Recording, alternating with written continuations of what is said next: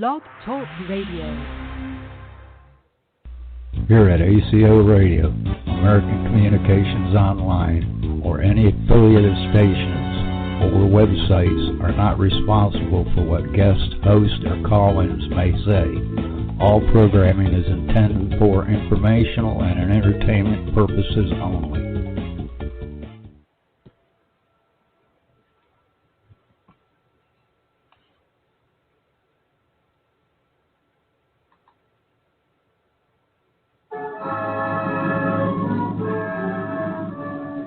Ladies and gentlemen, the director of the Mercury Theater and star of these broadcasts, Orson Welles.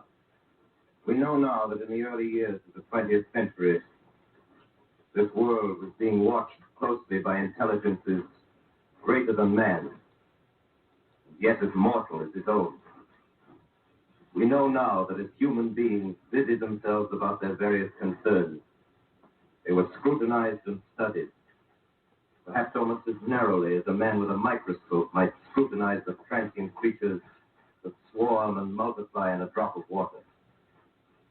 With infinite complacence, people went to and fro the earth about their little affairs, serene in the assurance of their dominion over this small, spinning fragment of solar driftwood, which by chance or design, man has inherited out of the dark mystery of time and space. Yet across an immense ethereal gulf, minds that are to our minds as ours are to the beasts in the jungle, intellect vast, cool, and unsympathetic, regarded this earth with envious eyes and slowly and surely drew their plans against us. In the 39th year of the 20th century came the Great Disillusionment. Near the end of October, business was better. The war scare was over. More men were back at work. Sales were picking up. On this particular evening, October 30th, the Crosley service estimated that 32 million people were listening in on radio. 24 hours, not much change in temperature. A slight atmospheric disturbance of undetermined origin is reported over Nova Scotia, causing a low-pressure area to move down rather rapidly over the northeastern states, bringing a forecast of rain accompanied by winds of light gale force. Maximum temperature 66, minimum 48. This weather report comes to you from the Government Weather Bureau. We take you now to the Meridian Room in the Hotel Park Plaza in downtown New York, where you will be entertained by the music of Raymond Riccello and his orchestra.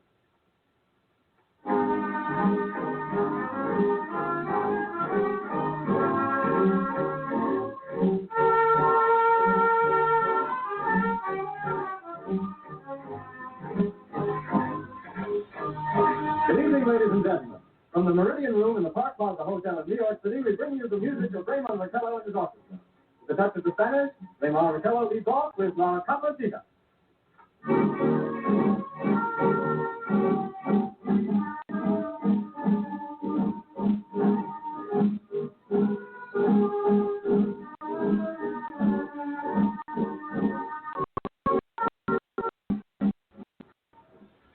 Ladies and gentlemen, we interrupt our program of dance music to bring you a special bulletin from the Intercontinental Radio News. At 20 minutes before 8 Central Time, Professor Farrell of the Mount Jennings Observatory, Chicago, Illinois, reports observing several explosions of incandescent gas occurring at regular intervals on the planet Mars. The spectroscope indicates the gas to be hydrogen and moving toward the Earth with enormous velocity. Professor Pearson of the observatory at Princeton confirms Farrell's observations and describes the phenomenon as, quote, like a jet of blue flame shot from a gun, unquote. We now return you to the music of Raymond Riccello, playing for you in the Meridian Room of the Park Plaza Hotel, situated in downtown New York.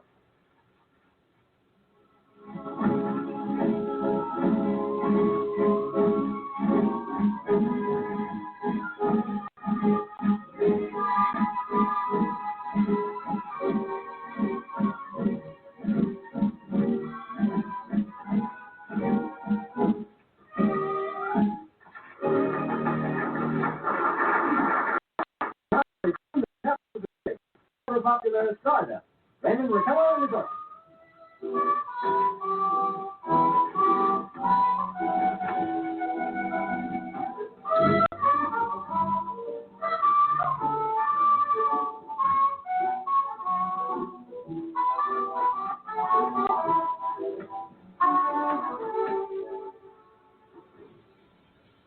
Ladies and gentlemen, following on the news given in our bulletin a moment ago, the Government Meteorological Bureau has requested the large observatories of the country to keep an astronomical watch on any further disturbances occurring on the planet Mars. Due to the unusual nature of this occurrence, we have arranged an interview with a noted astronomer, Professor Pearson, who will give us his views on this event. In a few moments, we will take you to the Princeton Observatory at Princeton, New Jersey.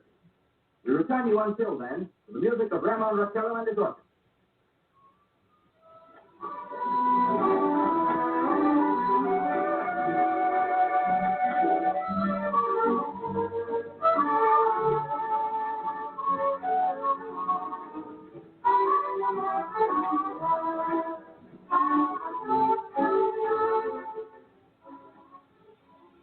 We are ready now to take you to the Princeton Observatory at Princeton, where Carl Phillips, our commentator, will interview Professor Richard Pearson, famous. We take you now to Princeton, New Jersey.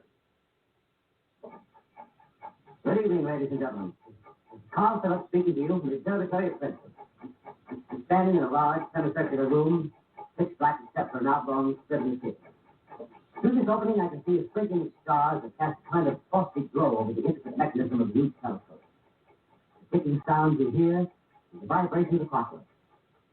Professor Pearson stands directly above me on a small platform, peering through the giant lens. I'll ask you to be patient, ladies and gentlemen, during any delay that may arise during our interview. Besides the ceaseless watch of the heavens, Professor Pearson may be interrupted by telephone or other communication. During this period, he is in constant touch with the astronomical centers of the world. Professor, may I begin our questions? At any time, Mr. Cook. Professor, would you please tell our radio audience exactly what you see as you observe the planet Mars through your telescope?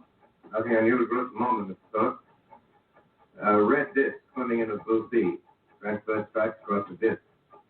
Quite distinct now because Mars happens to be at the point nearest the Earth in opposition, as we call it. In your opinion, what do these transverse stripes signify, Professor? Oh, not canals, I can assure you, Mr. Cook. Although that's the popular conjecture of those who imagine Mars to be inhabited.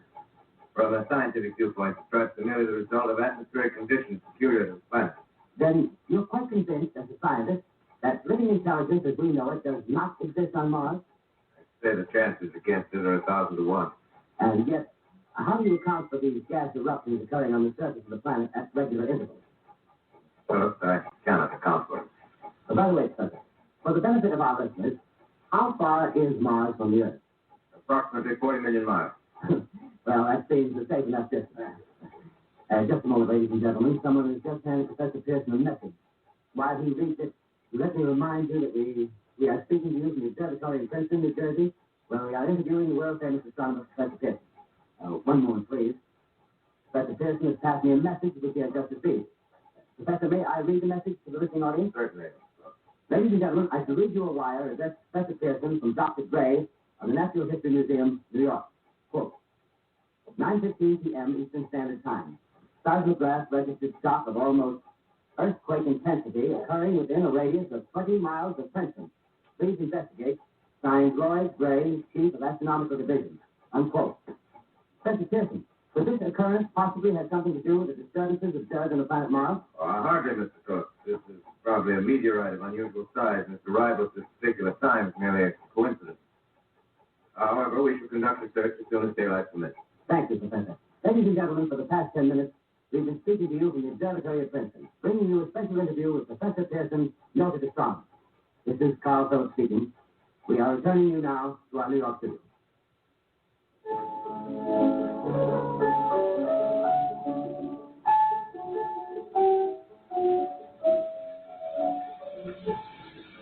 Ladies and gentlemen, here is the latest bulletin from the Intercontinental Radio News. Toronto, Canada. Professor Morris of Macmillan University reports observing a total of 3 explosions on the planet Mars between the hours of 7:45 p.m. and 9:20 p.m. Eastern Standard Time. This confirms earlier reports received from American observatories. Now, nearer home, comes a special bulletin from Trenton, New Jersey. It is reported that at 8:50 p.m., a huge flaming object, believed to be a meteorite, fell on a farm in the neighborhood of Grover's Mill, New Jersey, 22 miles from Trenton. The flash in the sky was visible within a radius of several hundred miles, and the noise of the impact was heard as far north as Elizabeth. We have dispatched a special mobile unit to the scene, and we'll have our commentator, Carl Phillips, give you a word picture of the scene as soon as he can reach there from Princeton. In the meantime, we take you to the Hotel Martinet in Brooklyn, where Bobby Millett and his orchestra are offering a program of dance music.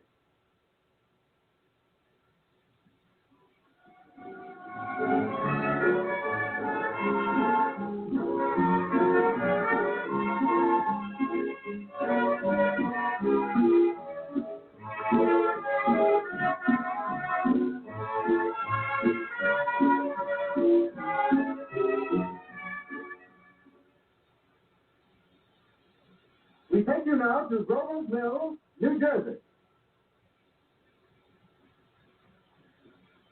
Ladies and gentlemen, this is Carl Phillips again, out at the Wilmot Farm, Grover's Mill, New Jersey. Such a distance, and myself made the 11 miles in section in 10 minutes. Well, I hardly know where to begin. Thankfully, your word picture the same scene before my eyes, but nothing out of the modern Arabian Nights. I just got here. I haven't had a chance to look around yet. That's it. That's the thing directly in front of me. Half buried in a vast pit. Must have struck with terrific force. The ground is covered with splinters of the tree. It must have struck on its way down. But I can see that the object itself doesn't look very much like a meteor. At least not the meteors I've seen. It looks more like a huge cylinder. Has a diameter of, what would you say, Professor Pearson? What would you say, what's the diameter of this? About 30 yards. About 30 yards. The metal on the sheet is, well, I've never seen anything like it. The color is sort of yellowish white. With curious spectators now are pressing close to the object in spite of the efforts of the police to keep them back. Getting in front of my line of sight. Would you mind standing one side, please? While we're pushing the crowd back. Here's Mr. Wilmot, owner of the pond here. He may have some interesting facts to add. Mr. Wilmot, would you please tell the radio audience as much as you remember of this rather unusual visitor that stopped in your backyard? A step closer, please. Ladies and gentlemen, this is Mr. Wilmot. Live assisting to the radio. Close and louder, please. Pardon? Louder, please, close. Yes. I the fellow was talking about Mars, so I was half chosen, half. Yes, Mr. Wilmot, and then what happened? Well, as I was saying, I was listening to the radio, kind of halfway. Yes, Mr. Wilmot, and then you saw something. Not first off, I heard something. And what did you hear? A hissing sound like this. Kind of like a 4th of July rocket. Yes, then what? I turned my head out the window and would have sworn I was asleep and dreaming. Yes? I seen a kind of greenish streak and then jingle. Something smacked the ground. Knocked me clear out of my chair. Well, were you frightened, Mr. Wilmot? Well, I ain't quite sure. I reckon I was kind of riled. Well, thank you, Mr. Wilmot. Thank you very much. No, that's quite all right. That's plenty. Ladies and gentlemen, you've just heard Mr. Wilmot, owner of the farm where this thing has fallen. I wish I'd convey the atmosphere, the background of this fantastic scene. Hundreds of cars have parked in a field. In fact, the police have signed a rope off the roadway leading into the farm, but it's no use. They're breaking right through. Cars' headlights throw an enormous spotlight on the pit where the object has buried. Some of the more daring stories now are against the metal scene.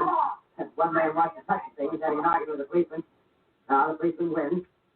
Now, ladies and gentlemen, there's something I haven't mentioned in all this excitement, but it's becoming more distinct. Perhaps you've caught it already on your radio. Listen, please. Do you hear it? The curious humming sound that seems to come from inside the object. I'll move the microphone nearer. Here. Now, we're not more than 25 feet away. Can you hear it now? Professor Pearson? Yes?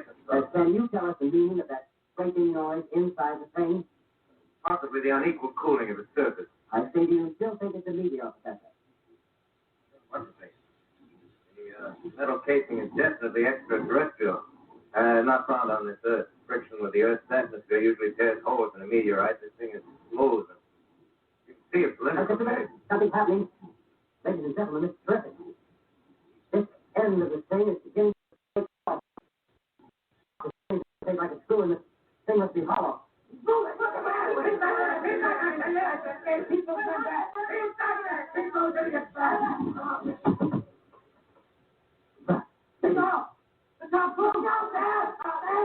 Ladies and gentlemen, this is the most terrifying thing I've ever witnessed. Wait a minute. Someone calling someone or something. I can see turning out of that black hole through the luminous disc. And the eyes, at their face, might be almost heaven. Something wriggling out of the shadow like a great snake. Now it's another one, and another one, and another one. They look like tentacles to me. I can see the thing's body now. It's large as a bear.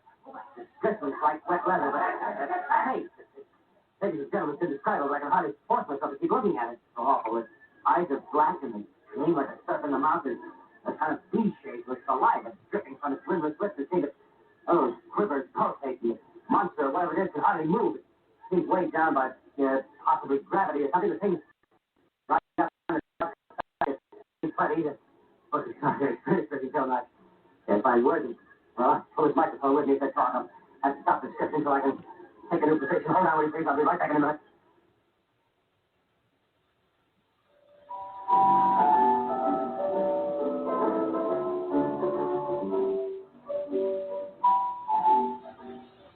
We are bringing you an eyewitness account of what's happening on the Wilderness Farm, Groversville, New Jersey.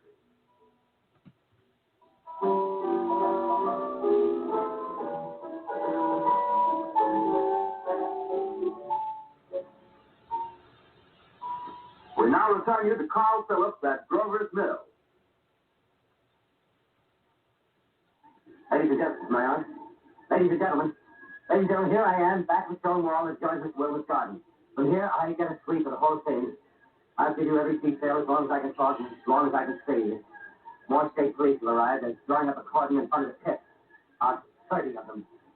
No need to push the crowd back now. They're willing to keep their distance. The captain conferring with someone. Can't quite see who. I believe it's Professor Pearson. Yes, it is. Now they've parted, and the professor moves around one side, studying the object while the captain and two policemen advance with something in their hands. I think now it's a white handkerchief tied to a pole.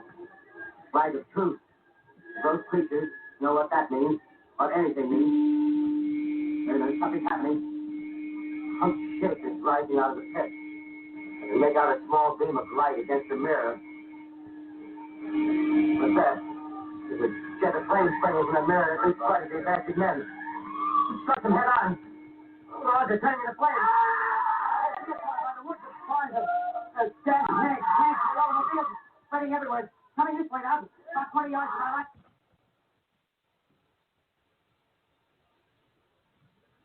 Ladies and gentlemen, due to circumstances beyond our control, we are unable to continue the broadcast from Grover's Mill. Evidently, there's some difficulty with our field transmission. However, we will return to that point at the earliest opportunity. In the meantime, we will late bulletin from San Diego, California. Professor Engelkoffer, speaking of the California Astronomical Society, expressed the opinion that the explosions on Mars are undoubtedly nothing more than severe volcanic disturbances on the surface of the planet. We continue now with our piano interlude.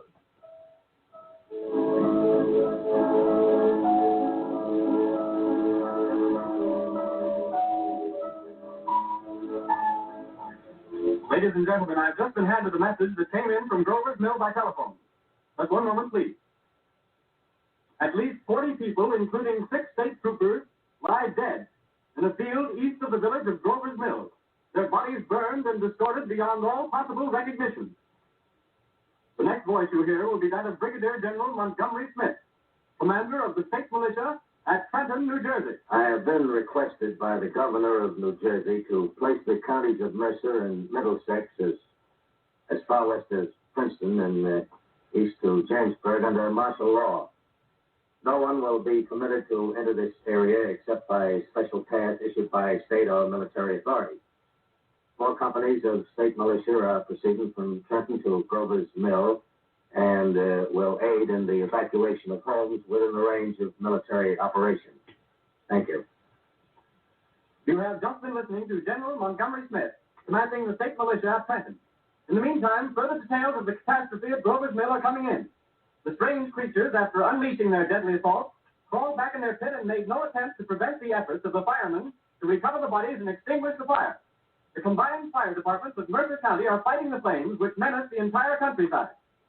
We have been unable to establish any contact with our mobile unit at Grover's Mill, but we hope to be able to return you there at the earliest possible moment. In the meantime, we take you to... Just one moment, please. Ladies and gentlemen, I have been informed we are finally having communication with an eyewitness of the tragedy. Professor Pearson has been located at a farmhouse near Grover's Mill, where he has established an emergency observation post. As a scientist, he will give you his explanation of the calamity. The next voice you hear will be that of Professor Pearson, brought to you by direct wire. Professor Pearson. Of the creatures in the rocket cylinder at Grover's Mill, I can give you no authoritative information, either as to their nature, their origin, or their purposes here on Earth.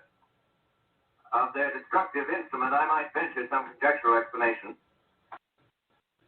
I shall refer to the mysterious weapon as a heat ray, all too evident that these creatures have scientific knowledge far in advance of our own. It's my guess that in some way they are able to generate an intense heat in a chamber of practically absolute non-conductivity. This intense heat they project in a parallel beam against any object they choose by means of a polished parabolic mirror of unknown composition, much as the mirror of a lighthouse projects a beam of light. That is my conjecture of the origin of the heat ray. Thank you, Professor Pearson. Ladies and gentlemen, here is a bulletin from Trenton. It is a brief statement informing us that the charred body of Carl Phillips has been identified in the Trenton Hospital. Now here's another bulletin from Washington, D.C. The Office of the Director of the National Red Cross reports 10 units of Red Cross emergency workers have been assigned to the headquarters of the state militia, stationed outside of Grover's Mill, New Jersey. Here's a bulletin from State Police, Princeton Junction. The fires at Grover's Mill and vicinity are now under control. Scouts report all quiet in the pit, and there is no sign of life appearing from the mouth of the cylinder. Now, ladies and gentlemen, we have a special statement from Mr. Harry McDonald, Vice President in charge of operations.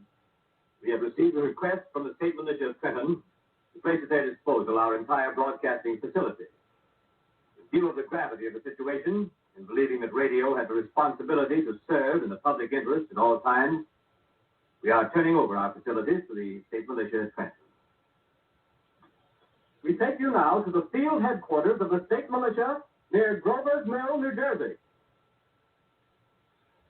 This is Captain Lansing of the Signal Corps, attached to the State Militia, now engaged in military operations in the vicinity of Grover's Mill. Situation arising from the reported presence of certain individuals of unidentified nature is now under complete control. The cylindrical object which lies in a pit directly below our position, surrounded on all sides by 8 battalions of infantry.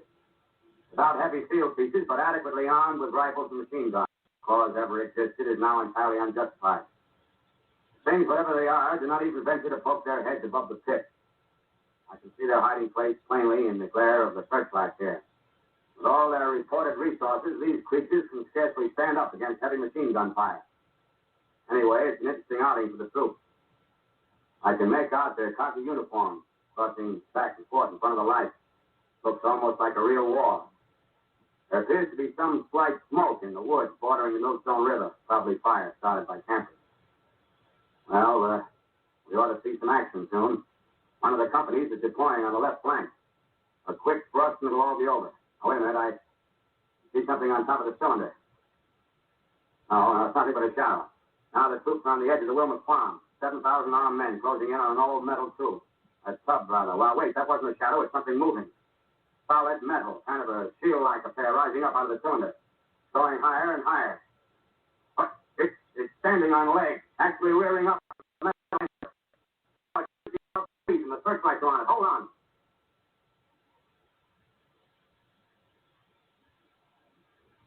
Ladies and gentlemen, I have a grave announcement to make.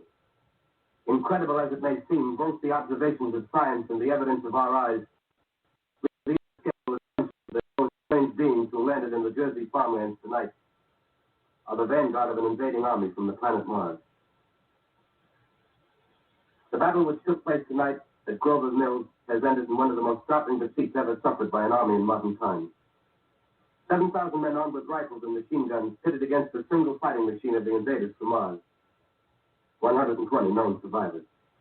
The rest strewn over the battle area from Grover's Mill to Plainsboro, crushed and trampled to death under the metal feet of the monster, or burned to cinders by its heat rays.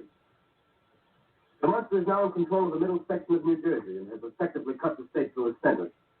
Communication lines are down from Pennsylvania to the Atlantic Ocean. Railroad tracks are torn and service from New York to Philadelphia discontinued, except routing some of the trains through Allerton and Phoenixville. Highways to the north, south, and west are clogged with frantic human traffic. Police and army reserves are unable to control the mad flight. I'm morning, the fugitives will have swarmed Philadelphia, Camden, and Trenton. It is estimated to twice their normal population. Throughout New Jersey and eastern Pennsylvania. At this time, we take you to Washington for a special broadcast on the national emergency. The Secretary of the Interior. Citizens of the nation, I shall not try to conceal the gravity of the situation that confronts the country, nor the concern of your government in protecting the lives and property of its people. However, I wish to impress upon you, private citizens and public officials, all of you, the urgent need of calm and resourceful action. Fortunately, this formidable enemy is still confined to a comparatively small area, and we may place our faith in the military forces to keep them there. In the meantime, placing our faith in God, we must continue the performance of our duties, each and every one of us, so that we may construct this a nation united, courageous, and consecrated to the preservation of human supremacy on this earth. I thank you.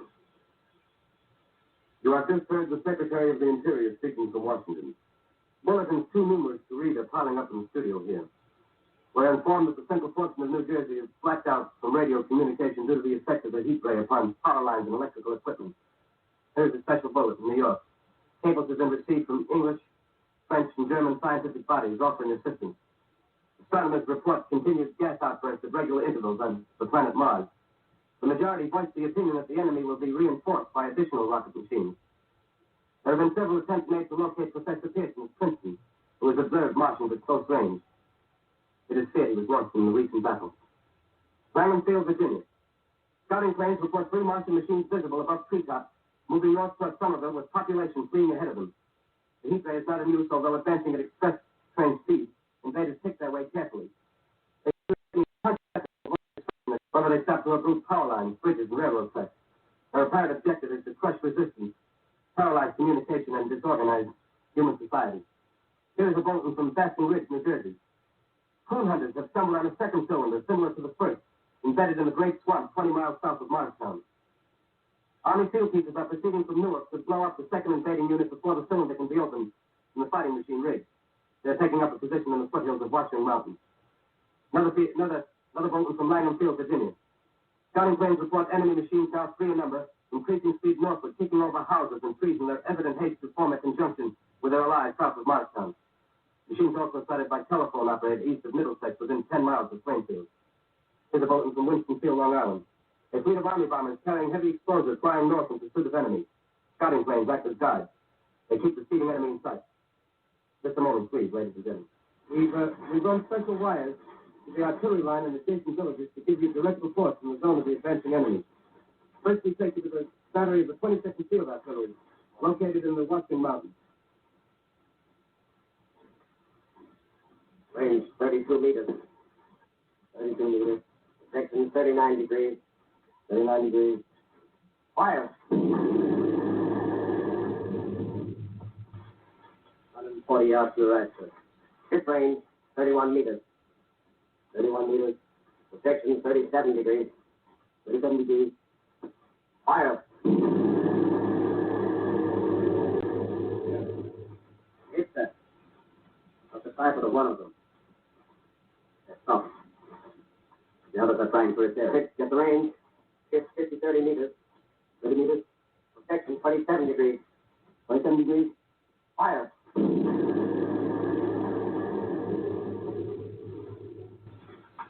Can't see the tail end, sir. Letting off the smoke. What is it? Like smoke, sir. Moving this way. Fast. Put on gas mask. Get ready to fire. Hit to 24 meters. 24 meters. Projection 24 degrees. 24 degrees. Fire.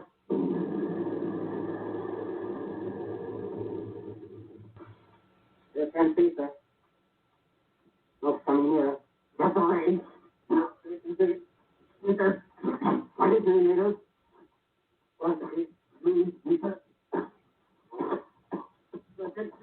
22, 22, 23.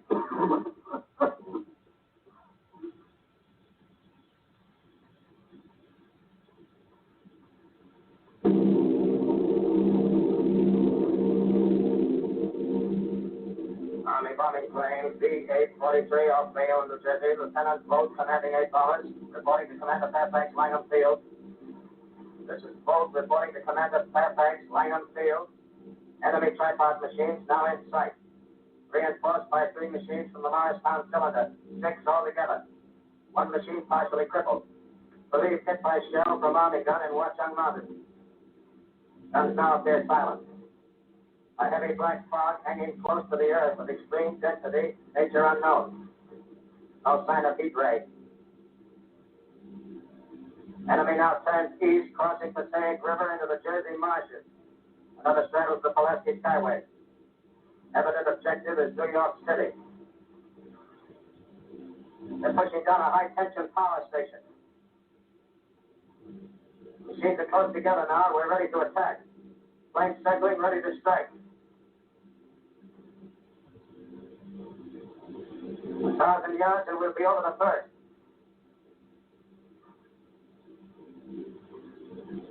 $800 yards.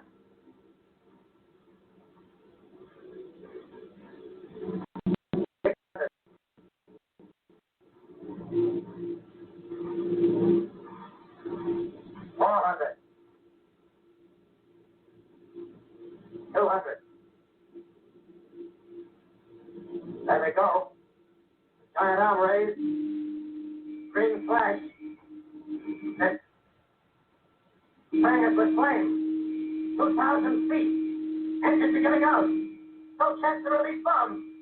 Only one thing left. Drop on the plane and all. We're diving on the first one. Now the engine's gone. 8.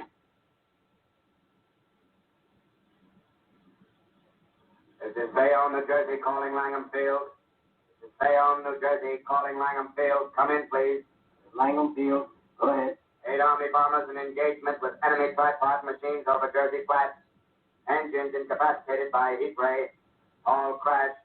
1 enemy machine destroyed. Enemy now discharging heavy black smoke in direction of...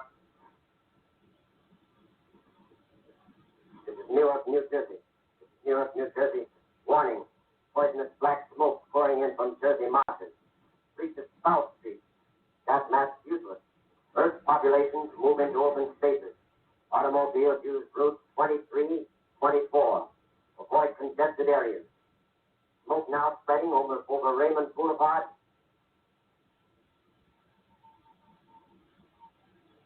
Direct to well, calling CQ. Direct to well, calling CQ. Direct to well, calling 8X3R. Come in, please. This is 8X3R coming back at 2X2L. How's reception? How's reception? Stay, please. Where are you, 8X3R? What's the matter? Where are you?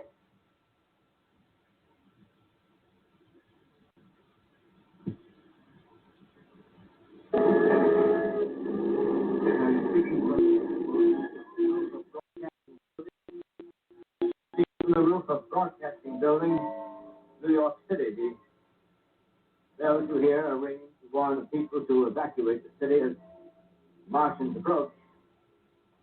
Estimated in the last 2 hours, 3 million people have moved out along the road to the north. Hutchinson River Parkway is still kept open for motor traffic. Avoid bridges to Long Island, hopelessly jammed. All communication with Jersey Shore closed 10 minutes ago. No more defenses. Our army is wiped out. Artillery, Air Force, everything wiped out. This may be the last broadcast. We'll stay here to the end. People are holding service here below us in the cathedral. Now I look down the harbor, all manner of boats. Docks. Streets are all jammed. Noise and crowds like New Year's Eve in the city. Wait a minute. The enemy is now in sight above the palisade. Five great machines. The first one is crossing the river. I can see it from here, waiting the Hudson like a man waiting to approach. A bulletin is handed me. Martian cylinders are falling all over the country. One outside of Buffalo, one in Chicago, St. Louis.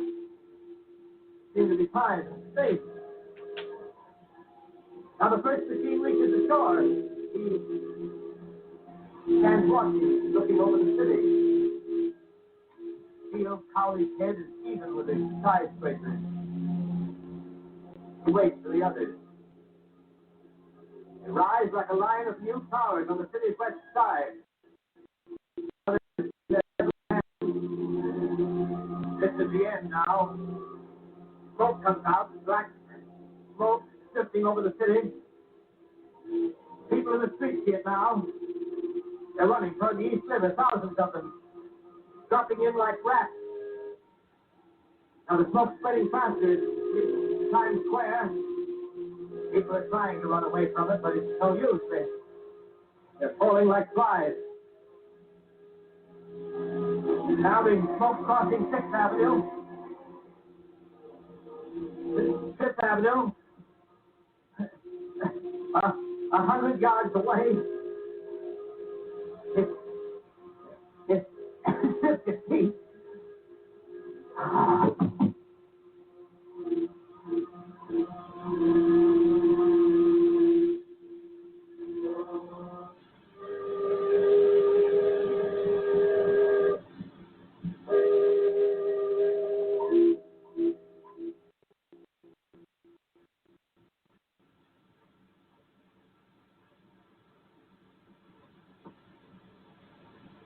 X2L calling, stay killed. X2L calling, stay killed. X2L calling, stay killed, New York.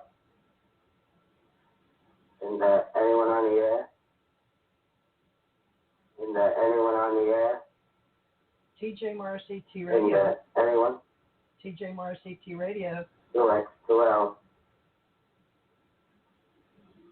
You are listening to a CBS presentation of Orson Welles and the Mercury Theater on the Air in an original dramatization of The War of the Worlds by H.G. Wells. The performance will continue after a brief intermission. This is the Columbia Broadcasting System. The War of the Worlds by H.G. Wells, starring Orson Welles and the Mercury Theater on the Air.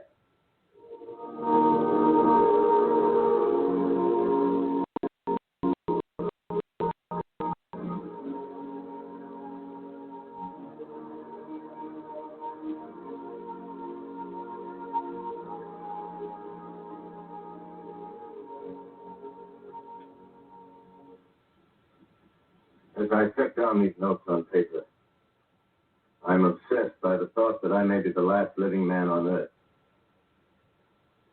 I've been hiding in this empty house near Grover's Mill, a small island of daylight cut off by the black smoke from the rest of the world. All that happened before the arrival of these monstrous creatures in the world now seems part of another life. A life that has no continuity with the present. Furtive existence of the lonely derelict who pencils these words on the back of some astronomical note bearing the signature of Richard Pearson. I look down at my blackened hat and I try to connect them with a professor who lived at Princeton and who on the night of October 20th glimpsed through his telescope an orange flash of light on a distant planet. My wife, my colleagues, my students, my books, my observatory, my world. Where are they? Did they ever exist? Am I Richard Pearson? What day is it? Do days exist without calendars? Does time pass when there are no human hands left to wind the clock? Writing down my daily life, I tell myself I shall preserve human history between the dark covers of this little book that was meant to record the movements of the stars. But to write and live, and to live on his eat. Find molded bread in the kitchen, and an orange not too spoiled to swallow. Keep watch at the window. Time to time, I catch sight of a smoke still holds the house in its black coil, but length there's a hissing sound, and suddenly I see a Martian mounted on his machine, spraying the air with a jet of steam as if to dissipate the smoke. I watch in the corner as his huge metal legs nearly brush against the house. Exhausted by terror, I fall asleep. Morning. Morning. Sun streams from the window. A black cloud of gas is lifted, and the scorched meadows to the north look as though a black snowstorm had passed over them. I venture from the house. I make my way to a road, no traffic. Get in a wrecked car, baggage overturned, a blackened skeleton. Push on north. For some reason I feel safer trailing these monsters and running away from them. And I keep a careful watch. I've seen the Martians feed. Should one of their machines appear over the top of trees, I'm ready to fling myself flat on the earth. Come to a chestnut tree. October. Chestnuts are ripe. Fill my pockets. I keep alive. 2 days I wander in a vague northerly direction through a desolate world. Finally, I notice a living creature. A small red squirrel in a beech tree. I stare at him and wonder. He stares back at me. I believe at that moment the animal and I shared the same emotion. The joy of finding another living being. Push on north. I find dead cows in a brackish field, and beyond the charred ruins of a dairy, the silo made standing guard over the wasteland like a lighthouse. Deserted by the sea. Stride the silo to Weathercock, the arrow points north. North. Next day, I come to a city. Strangely dwarfed and leveled off as if a giant had sliced off its highest towers with a capricious sweep of his hand. Reached the outskirts, I found Newark, undemolished but humbled by some whim of the advancing Martians. Presently, with an odd feeling of being watched, I caught sight of something crouching in a doorway. I made a step towards it. Rose up and became a man. A man armed with a large knife. Stop. Where did it come from? I come from many places. A long time ago, from Princeton. Princeton, huh? That's near Grover's Mill. Yes. Grover's Mill. There's no food here. This is my country. All this end of town down the river. There's only food for one. Which way are you going? I don't know. I'm looking for people. And what was that? You hear something different? No, only a bird. A live bird. Yeah. You get to know that birds have shadows these days. Hey, we're in the open here. Let's call in this doorway here and talk. Have you seen any Martians? No. They're going over to New York. Night, the sky is alive with the lights. Just as if people were still living in it. By daylight, you can't see them. 5 days ago, a couple of them carried something big across the flats from the airport. I think they're learning how to fly. Fly? Yeah, fly. Well, it's all over with humanity. Stranger, it's still you and I. 2 of us left. Yeah. They got themselves in solid. They wrecked the greatest country in the world. Those green stars, they're probably falling somewhere every night. They've only lost one machine. There isn't anything to do. We're done. We're licked. Where were you? You're in a uniform. Yeah, what's left of it. I was in the militia. National Guard. That's good. There wasn't any war. Any more than there's war between man and ant. Yes, but we're eatable ants. I found that out. What do they do to us? I set it all up. Right now, we're caught as we're wanted. The Martian only has to go a few miles to get a crowd on the run. If they won't keep on doing that, they'll begin catching us systematically, keeping the best and storing us in cages and things. They haven't begun on us yet. Begun? Not begun. All that's happened so far is because we don't have sense enough to keep quiet. Bothering them with guns and such stuff and losing our heads and rushing off in crowds. Instead of our rushing around blind, we got to fix ourselves up according to the way things are now. Cities, nations, civilization, progress. Yes, but if that's so, what is there to live for? Well, there won't be any more concerts. If it's amusement you're after, I guess the game's up. What is there left? Life, that's what. I want to live. Yeah, and so do you. We're not going to be exterminated. And I don't mean to be caught either. Tamed and fattened and bred like an ox. What are you going to do? I'm going on. Right into their feet. I got a plan. We men as men, we're finished. We don't know enough. We got to learn plenty before we got a chance. We got to live and keep free while we learn, see? I've thought it all out, see? What's with the rest? Well, it isn't all of us that are made for wild beasts. That's what it got to be. That's what it got to be. That's why I watched you. All those little office workers that used to live in these houses, they be no good. They haven't any stuff in them. They used to run off to work. I've seen hundreds of them running to catch their commuter's train in the morning, afraid that you can if they didn't. Running back at night, afraid they wouldn't be in time for dinner.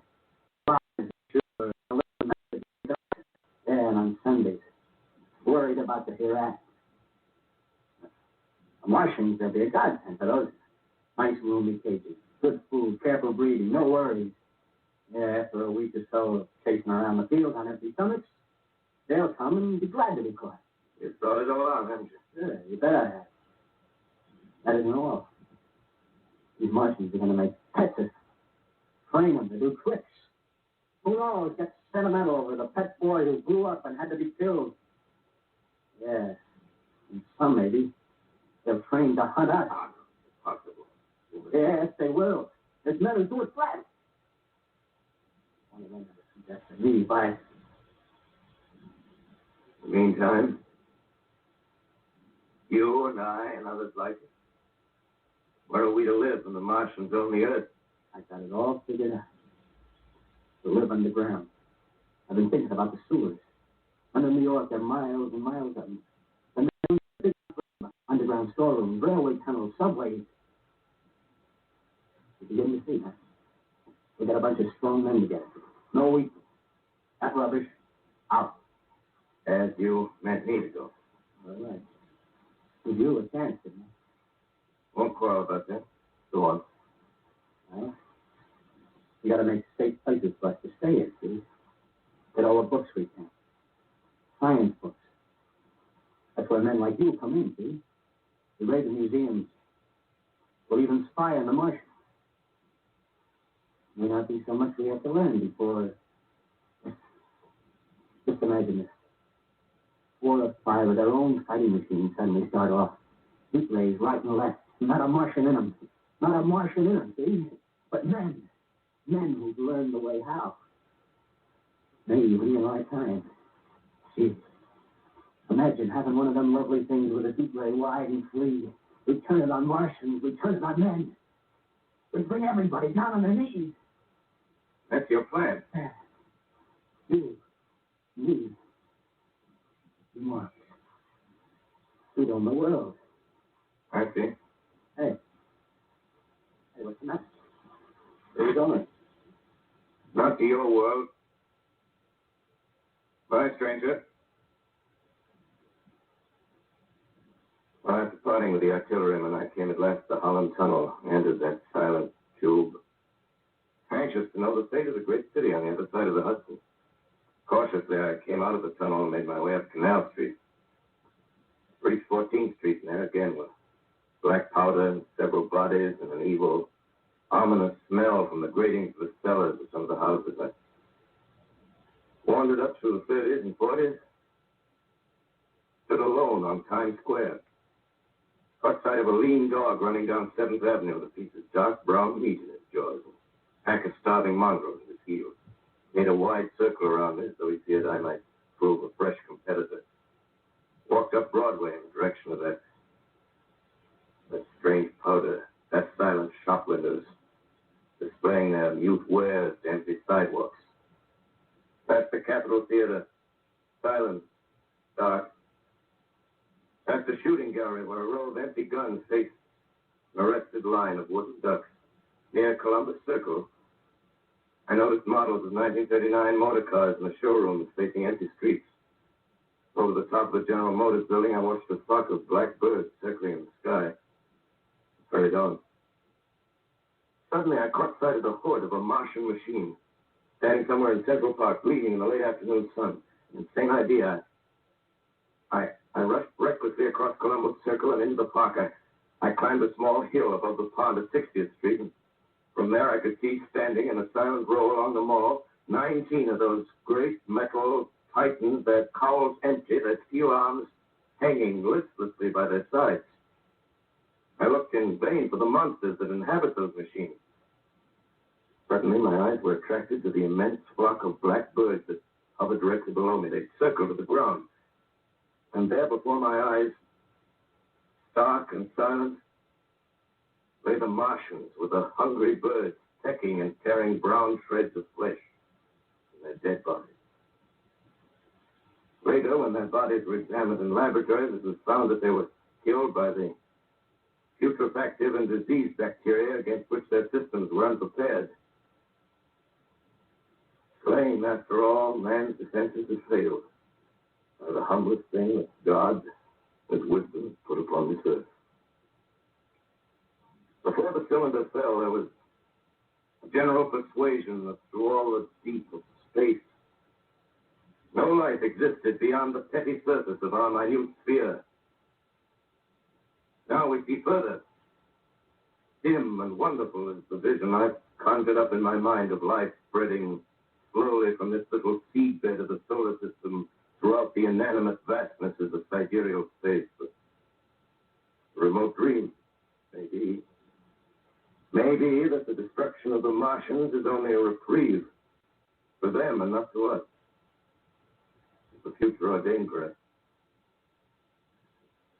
Strange it now seems to sit in my peaceful study, writing down this last chapter of the record, begun at the deserted farm of Grover's Mill. Strange to watch children playing in the streets. Strange to see young people strolling on the green where the new spring grass heals the last black scars of the blue dirt. Strange to watch the sightseers enter the museum where the disassembled parts of a Martian machine are kept on public view. Strange when I recall the time when I first saw it. Bright and clean cut, hard and silent under the dawn of that last great day.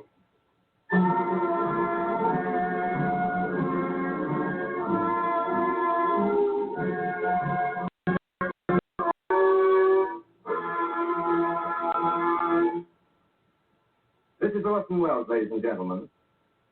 Out of character, to assure you that the War of the Worlds has no further significance than as the holiday offering it was intended to be.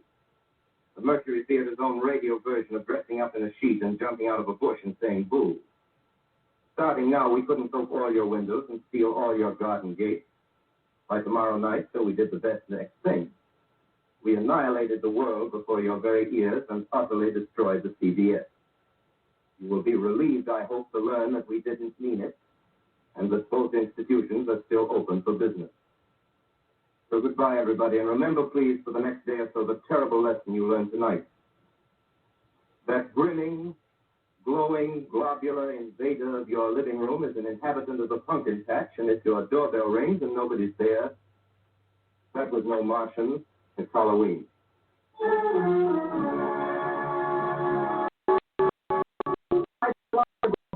System and its affiliated stations coast to coast has brought you The War of the World by H.G. Wells, the 17th in its weekly series of dramatic broadcasts featuring Orson Welles and the Mercury Theater on the air.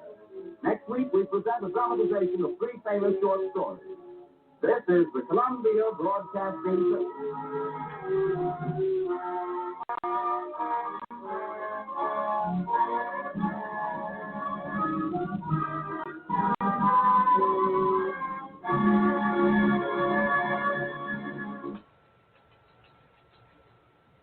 There you have it, folks. This is TJ Morris, ET Radio, and I am Teresa J. Thurmond Morris with our UFO Secret Space Talks for our UAP associates. And we share the UFO Association of our members that have worked diligently to correct anything that you may have heard on this Wells fantasy of October 30th, 1938, for presentation for the next day, which was October 31st. That's right, that was a holiday special, and that was him talking as a member of a group in New York, and it was broadcast on CBS and Columbia Broadcast System. So with the way that we are now in the world, we're on a lockdown on April 5th, 2020. I thought it would be a good time to present that. Normally my regular time is 7 p.m. and people will be looking for me to show up today, at least weekly, on our radio shows on Sunday, because I have Teresa J. Morris Ministries, which access American Communications Online, which has a department for all those veterans, Allied Command Organization, and all the veterans. We started as a way, once we retired, to keep in touch through the American Veterans Association, and I am one, and we have various groups that we meet around the world, and we were going to do this and share how we could get together annually and meet each other, which we did in Ohio County when we started in 2000. We started the Bluegrass events, and we had at the beginning in Ohio County, where Bill Monroe Foundation began, and I was a plank owner there. We had a lot of great music from around the world, and a lot of people show up every year, and we had built our own stage, and we had our equipment to record, and we had Dr. Mercer come up and work with the Ohio County Association for the county and the state. And as far as I know, Doc Mercer is still around. I don't know. It's 2020, and during this COVID-19 virus outbreak around the world, I don't know where a lot of people are on the planet. And so as God would have it, I like history and how we put it together and how we put folklore together in the Ace Folk Life, and how we're going to move forward in our entertainment and communications, and how we can all do our part. And I have this company, American Broadcast. It's American Communications Online as a broadcast company. I have ACIR Radio for American Culture International Relations, our Allied Command Internet Radio, both, as we build this, which this 2020, hindsight is better than foresight, has sort of stuck me in arrears on paying bills, but I don't know how we're going to get all this done so you can hear me weekly, but hopefully we'll have somebody sponsor us weekly starting in May, because April, I don't even know, maybe something out of my government check, because I'm an American and I'm retired from DOD, DON, driving a commercial truck and delivering for U.S. Treasury and Microsoft. And Bill Gates 5 years ago did a story on TED Talks, and it was very brief, but he did tell us what was going in the future, from being a major prophet. However you want to think about it, I'm here alone. I've only got enough food for one, maybe to last me a month if I don't count milk and eggs, because I couldn't even get any eggs here and where I am at in the Mecca of ET land. And Gulf breeze, and I moved down here to help my daughter die. She had contracted from painting with chemicals a very terrible type of cancer that can only be acquired, apparently. And now that she's gone, I moved down here after my husband died. So I've lost my spouse, my husband. Then I at first in 2011, before the 2012 episode of 12/21/12, when we thought we'd all be able to stick together and come together and be here as one on the internet and communications and stop all the war of the worlds or world wars on this planet. We thought about 12/21/12 we'd all be on the same page, at least talking to each other without both sides being paid for through Wall Street bankers and whomever else up there on the top, or the 1%ers we call them these days, are those with the most money on the planet. We used to name people like Rothschild and Rockefeller, but now they name Bill Gates and Jeff Bezos and Warren Buffett. Those types are the top richest people on the planet, but I don't think that's very accurate, because there's so many people in the world, all over in all the countries, that I wonder if we get any correct statistics. So I'm very much a believer that we should try to do our best to find out what information we can share. And I'm open source, Creative Commons, as far as how I learned. I did go to college to learn how to run a computer and type. I'm a type jockey, but I sure am going to miss that, because nowadays everybody just talks into their phones. And I was one of those opposed to it, I guess, like an old tradition person. But my baby boomers were supposed to be the most on the planet as retirees, and now we're being called back in to do service to others on the planet. So they're going to still give us our checks, but they'd like our participation from 60 to 80 and 80 to 100. We're going to have 100 to 125 and then 125 to 150, I'm told, by AI and where we're moving into the world with artificial intelligence, and how we're going to be able to keep our bodies. And I know Grandpa Morris, which was my husband's grandpa, told him I'd keep the ministry going for him. He lived to be almost 109 years old. His skin gave out. But I told him I'd keep up the ascension and this consciousness.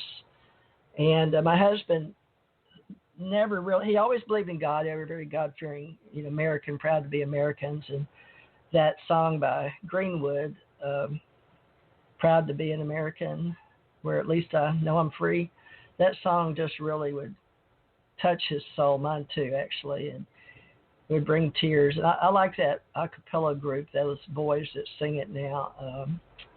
What are they called?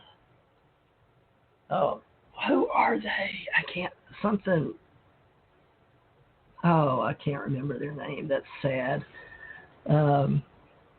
It's like American Born or American Bred, but I'll find them.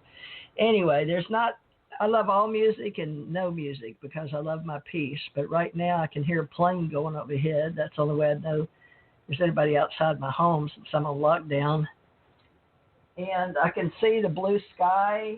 My dog's laying here by me. I got enough food for me for months. She didn't like dry food, but you do what you can with what you got. And I did get her enough wet food for a couple of weeks. But my daughter, I gave her a letter saying that she was going to get my daughter Angela living with me, Angela Dawn Parrish Cook. And she just called me today. She was out with her beau, Dan. He's actually set my age, or older than me, but in today's time, they look well together. He's taken her on, and they live down on the corner. Dan, he runs real estate, and she helps him with all of that in hospitality, public relations, and she works down at Days Inn and for the Patels out of India, and they control the Navarre Conference Center. Their family owns that here in America. But I hadn't seen anybody. It's been a couple of days. Stephanie Esther Parrish was my third, but She used to live just about a mile from here. Now she's about 5 miles from here. I haven't really tracked it. Maybe not that far. I could probably walk it if I had to, but who knows, Anyway, we keep in touch now by cell phones, which a lot of people don't like to use, but we seem to have no choice. We're on 5G in this area of the country, and actually, I have mixed emotions about 5G, 6G, 7G, but so does everybody, because it's we're unknowing. We're not sure. We have to take a lot on trust, and just like with that War of the Worlds by Orson Welles, he was just working at a radio company like I am, and he's just telling a story like I am, but this shutdown is due to COVID-19, or so we're told. People have to stay in or are asked to stay in. And it's not really martial law, or it's not a federal mandate, but President at this time on April 5th, 2020 is President Donald Trump, and he was from New York, and I don't know if he grew up there or not, but it appears that his father had a lot of construction back then, and from what I could see, at least if you take it at just face value, studying documentaries on television, I get what I get from that communication, and I grew up around KNOE, so I learned from the time I was born in Monroe, Louisiana. And Mr. James A. No, I sat on his lap a few times, and he had a family, and I went to his house for Christmas or parties, dress up in pretty party dresses and shoes, and then I'd be on Happiness Exchange with something Hill, Hill, I'll forget his first, maybe Jack Hill, I think. And then I'd go over in television and do KNOE and El Dorado, Channel 10, El Dorado, Arkansas, when I was a little girl. So to me, I could see humans, real people, on stage going into the cameras, big cameras on wheels with big, thick, black wires we had to walk over and not trip, and bundles of them. But today, I'm coming to you from a laptop, an HP, Hewlett-Packard, and I have an Intel processor, and it's coming across direct TV, but not direct, cable TV, and it's on Mediacom, because that's all I've got here that I can get. There's a monopoly, from what I can understand. Big companies can only own certain areas, which I don't understand, because I thought in America, AT&T owned all the towers at one time, and AT&T was the biggest conglomerate, or the biggest company or institute, or whatever you want to call it, corporation. And I thought they were told to sell off some groups. I guess they did, but I followed AT&T and even had a little stock in it at one time. I think I sold it at their request, because they wanted to get rid of all the people that didn't own much. And but I never learned to play the stock market at my level of existence in America. Not that it matters now, but hopefully people can learn. There's various levels of life, from the top 1%ers down. And, the top 1%ers are going to have a hard time on this planet, because without us doing the work, sooner or later, they're going to run out of stuff. And they may think they can get away with it, but some people think that Bill Gates is a hero and others think he's a villain. But that's life here on the big planet of Earth. I do my part since I've died and come back and been out of body and came back to be a recall human being as a bionic, or actually a carbon-based unit with others.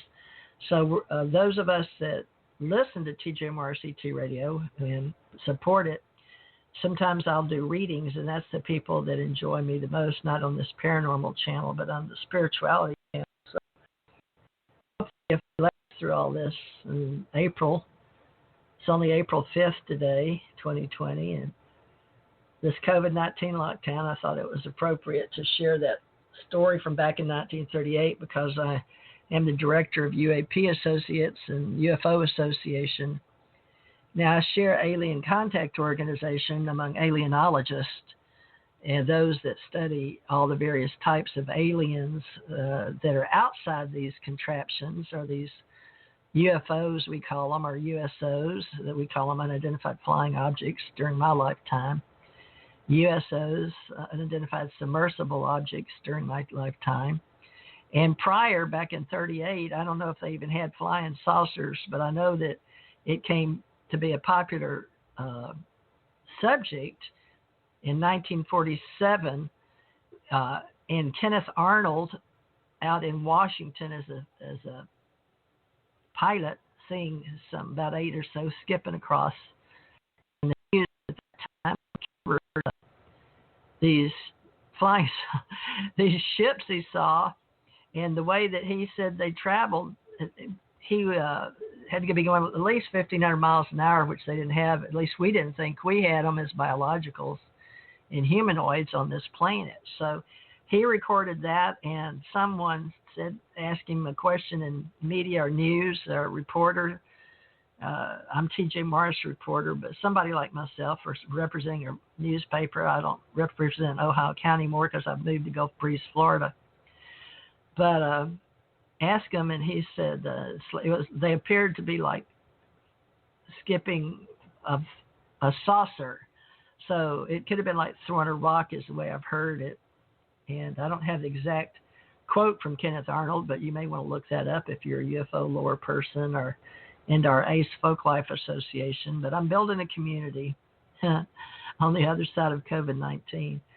So April 5th, 2020, I know I should bother to share the internet or not, but seeing that I'm paying for $40 a spot or so just to have a couple hours, I thought I'd get the use out of my $20 an hour kind of show. And, you know, if you want to join and help me keep them alive, it's $20 an hour, and I'd appreciate it.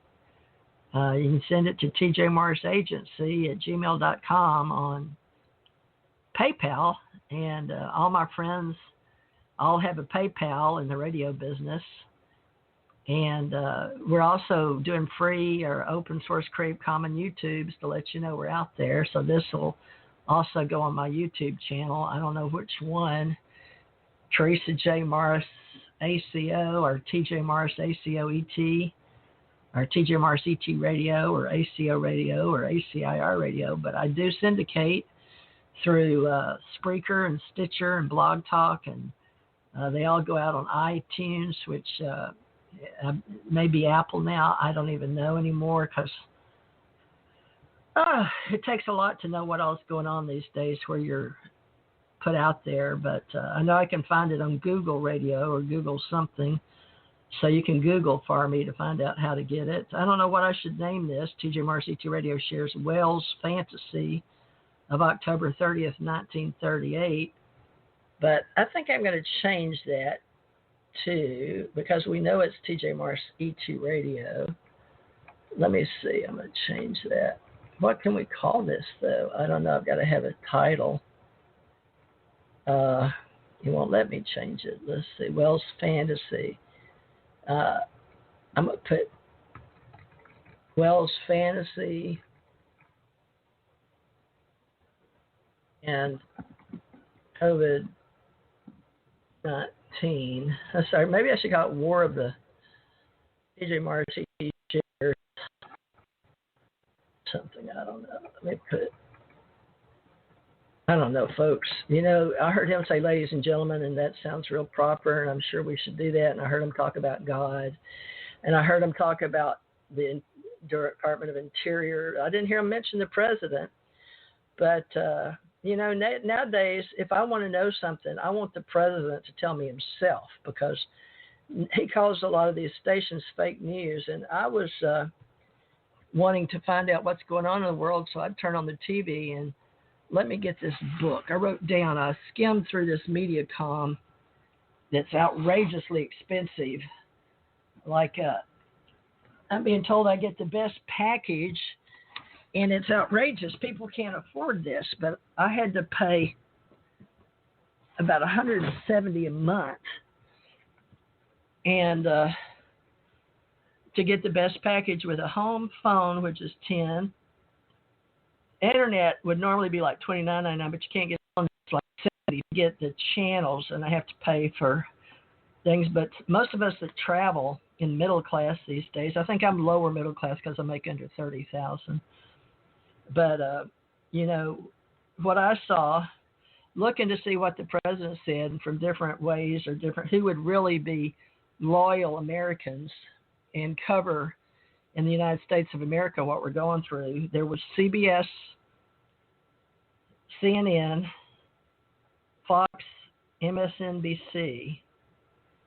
So 1, 2, 3, 4 were the only 4 I could flip through, and I've got up to 800 and almost 900 channels, and only 4 here from where I sit in Gulf Breeze, the mecca of ET world. We're between 8 military bases, I'm told, and this is where they picked me up, whether I was alive or not.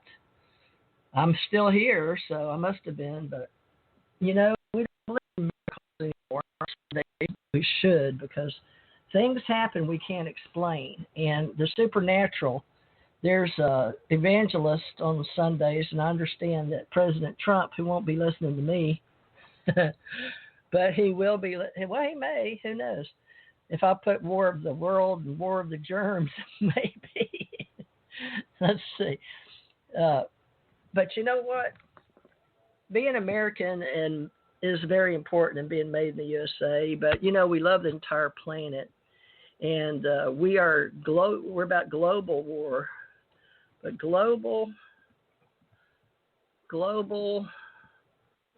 war, global get well, global wellness and war.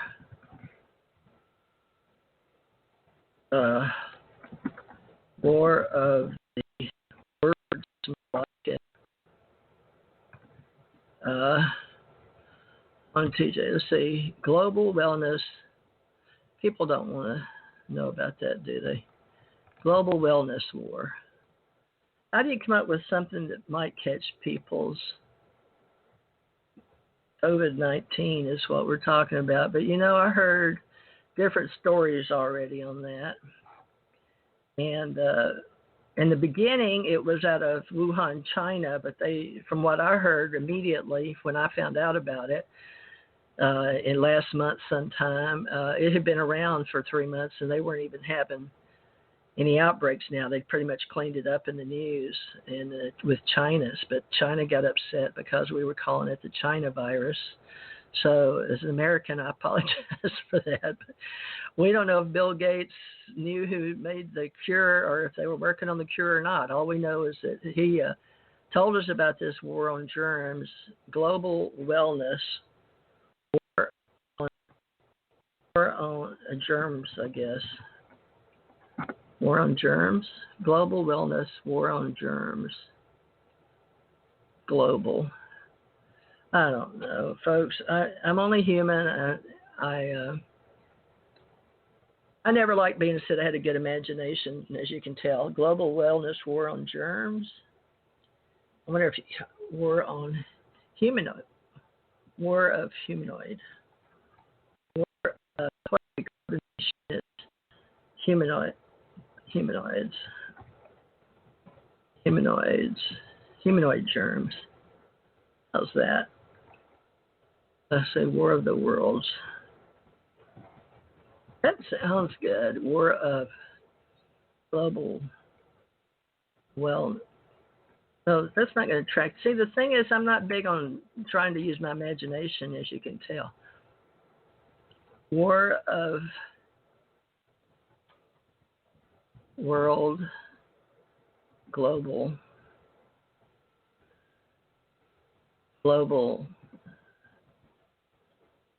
society, war of world on global. We're global citizens. War of world on global intelligence. Global citizens.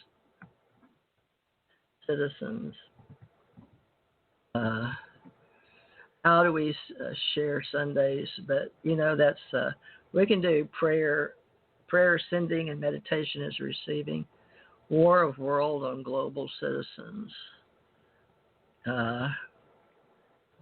Radio.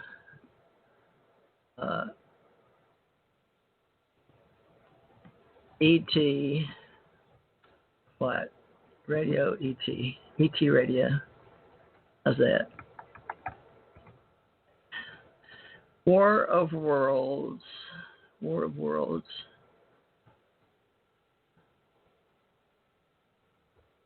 My Global Citizens. ET. Future on Earth.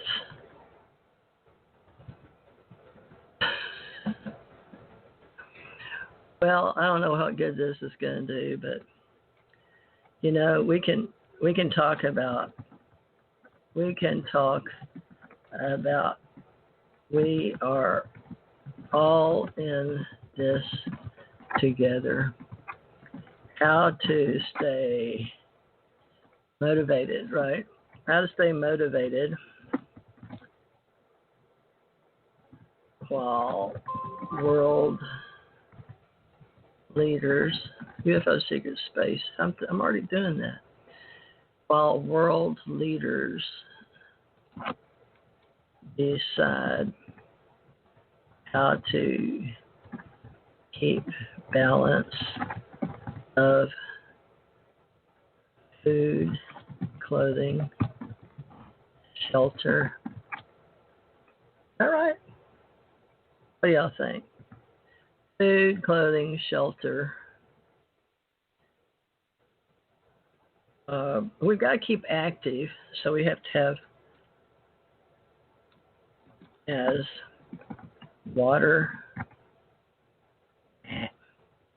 I can't even see good. I need new glasses.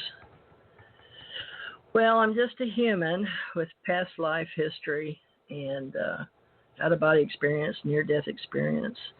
And there's a lot of people like me, and we want to stick together, but it changed my name right back to TJ Marcy T-Shirts Wellness. That is odd. It wouldn't let me change that. Now, that's funny.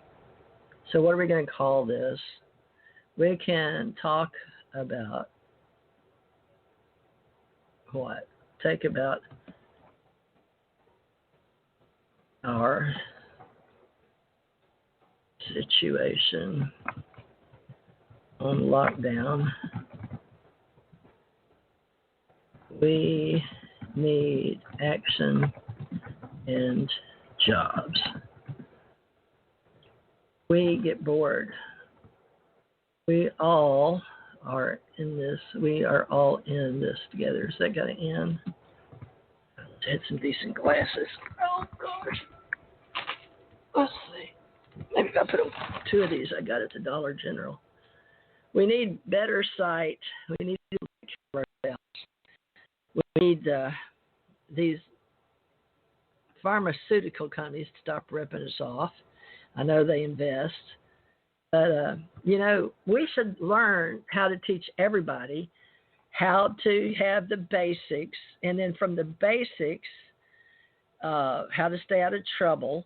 And there was a show I was watching about prisons and how better Australia is doing than we are. And they just think we're terrible, the way we treat people over here and other countries. So we've got to get infrastructure and get ourselves how to be better.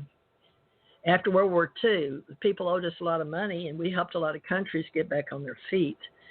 And, we got to put the air mask on ourselves, like when you're in a jet. The mama or daddy will put the mask that falls down onto their child before they'll put their own on. That's human nature. And so we need to remember human nature and also remember the environment. We need clean air to breathe.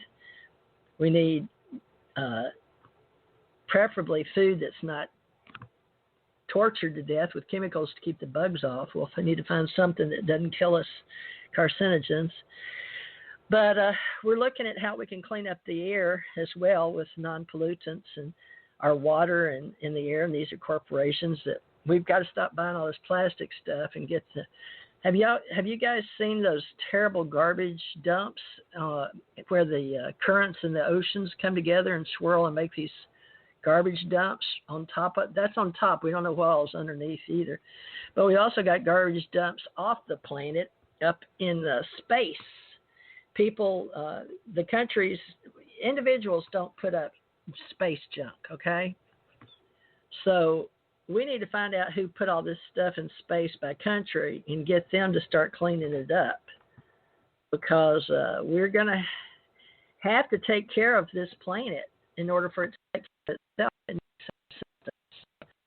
Let's look at that as a motivation for jobs, infrastructure in the United States of America, rebuilding our roads, putting up fast trains, where we do rail. If we've got railroads already laid by the history, put next to it a fast rail.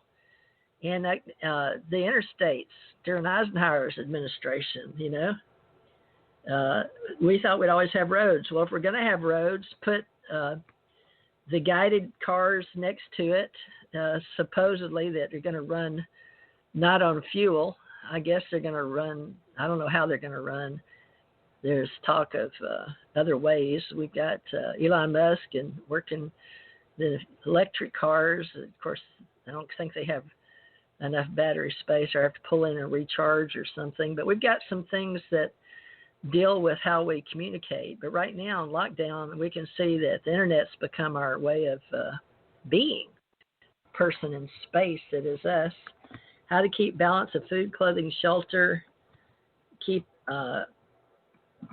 and action, because we need to breathe clean air,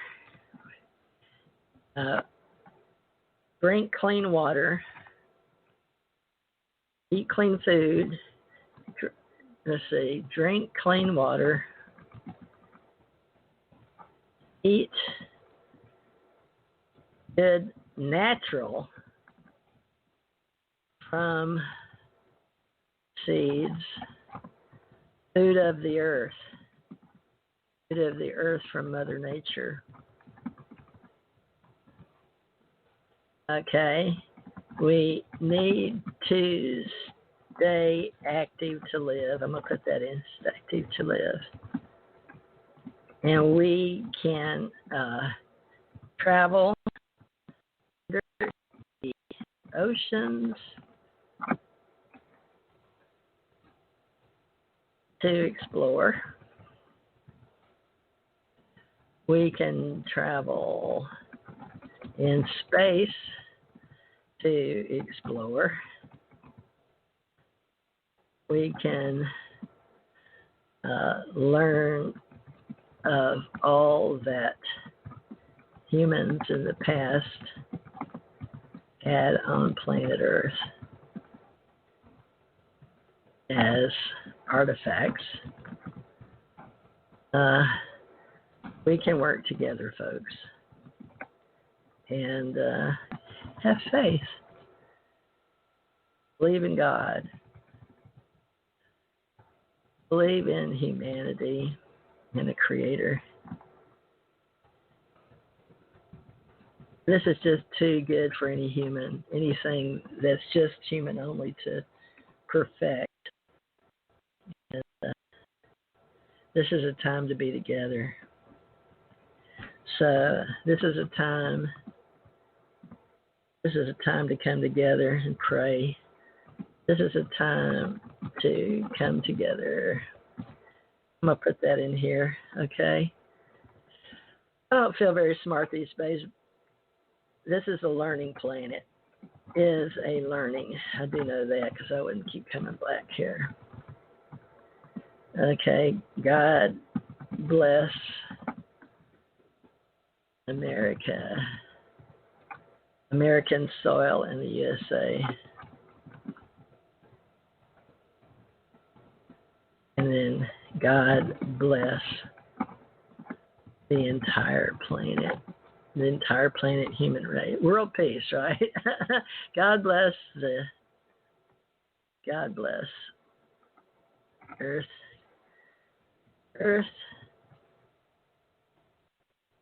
Like the universe and all living things. Okay, and I don't know much, but I'll share. But I do know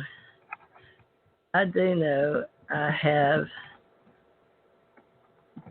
the will to live. Okay, I'm gonna put that in here. Can you hear me typing?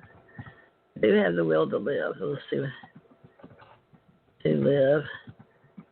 So check in once in a while and join my ACO club.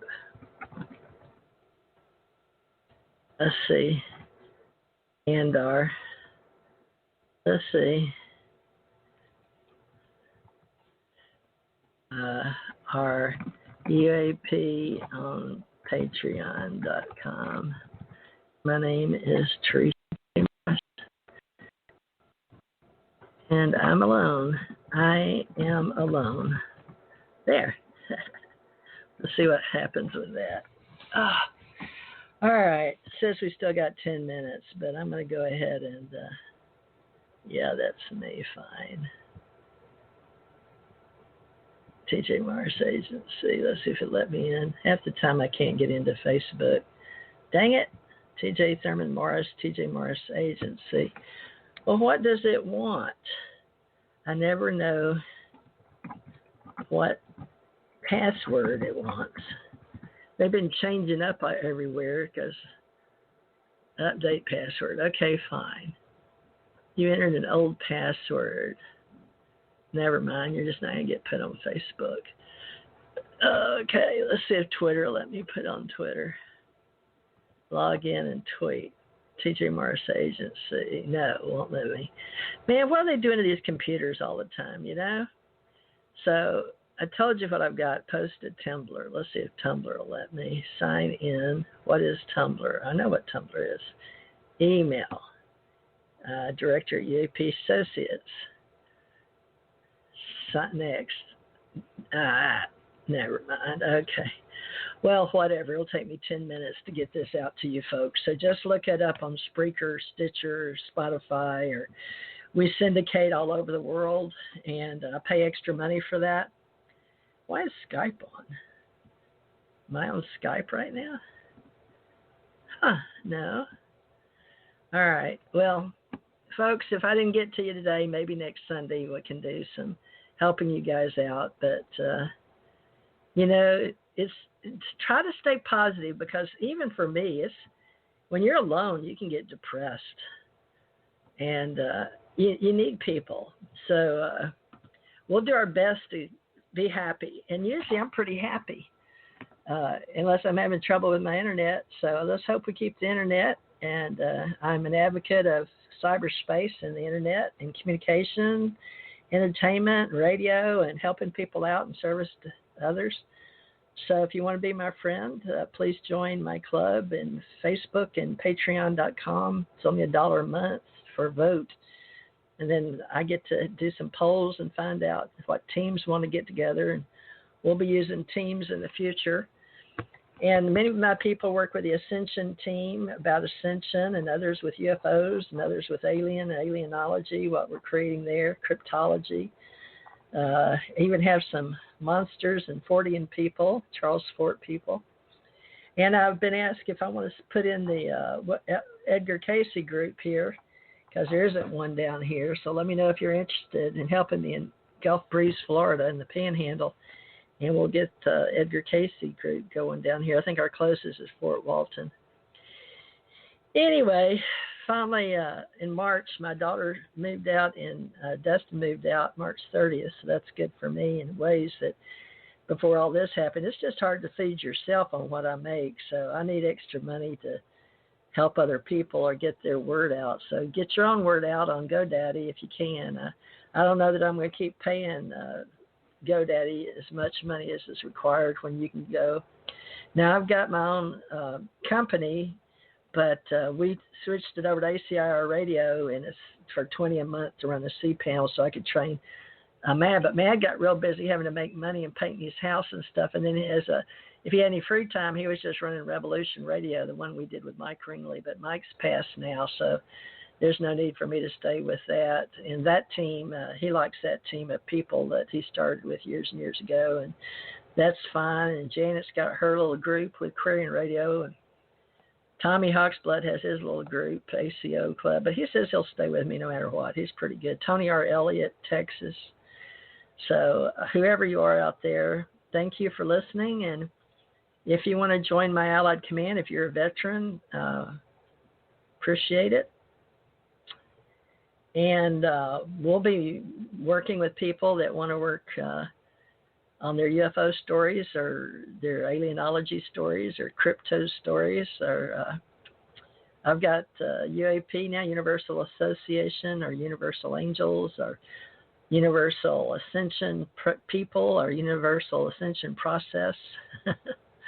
We've got all kind of acronyms out there. So personally, I'm in a standalone unit. I have my own computers. I have 3 laptops, 3 phones, and we use those. One's for profit, one's for nonprofit, and one's for me personally. So I have my own personal line, my office line, and my charity line, basically. So, and I'm asking other people to help me if you can, and let's get a good team going here.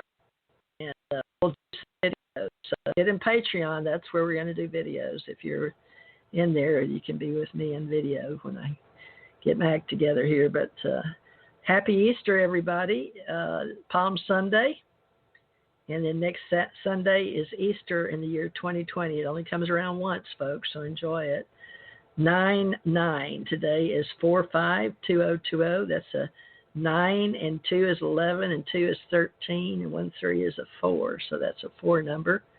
And we'll keep sharing our Ascension and the Invisible College and the Awakening team of Awakening Awareness, and how the 3 A's go together. Ascension, Awakening Awareness is where we are now in this time and dispensation. We call this the Ascension Age, the Golden Age of Cosmology. And my books are available as Teresa J. Morris or T.J. Thurman Morris. Teresa J. Morris on Blog Talk Radio, and T.J. Morris Publishing on Lulu.com. And I'll try to get back to doing ebooks, self-help books, spirituality, and we have spiritual science. So read my Knowing Cosmology Ascension Age, if you will.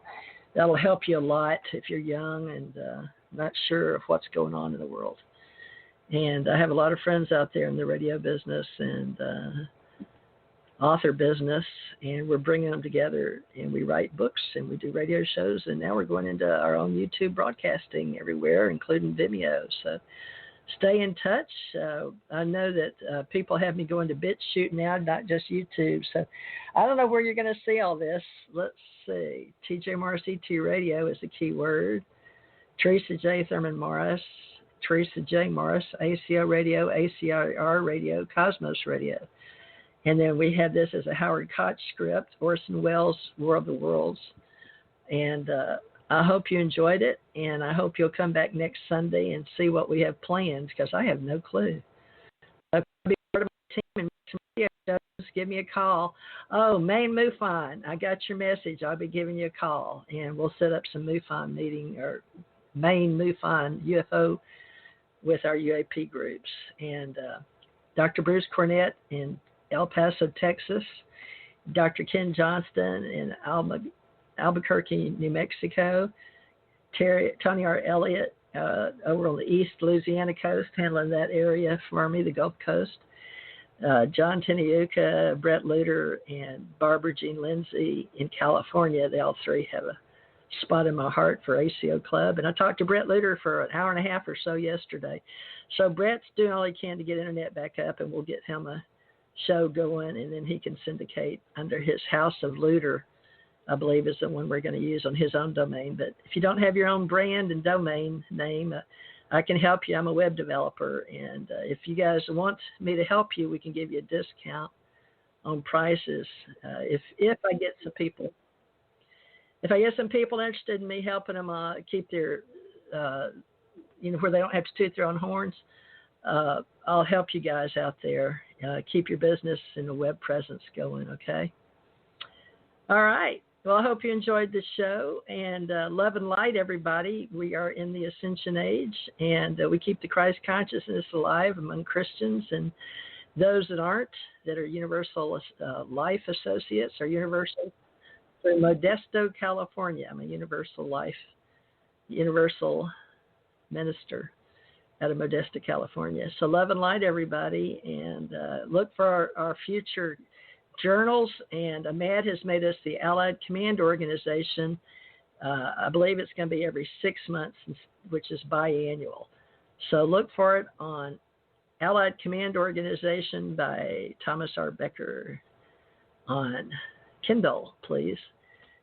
And Allied Command Organization, if you want to be in it. We're all about cleaning up space and environment, space junk, and keeping up history and science, technology, engineering, and math, and art, culture, education, folk life, and, of course, radio shows, podcast.